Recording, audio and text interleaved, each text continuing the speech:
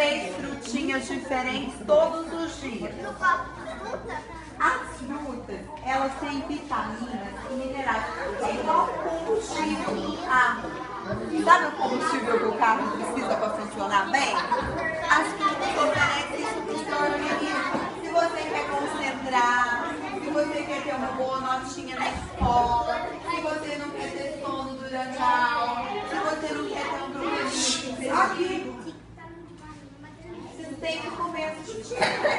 O papai coloca o combustível correto na máquina para ele poder trazer vocês para a escola, coloca na mão. Então, o corpo de vocês também precisa ter o combustível correto.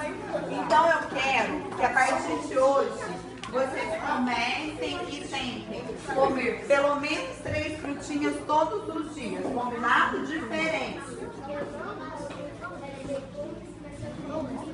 Eba, coisa boa, come as frutas, já não passa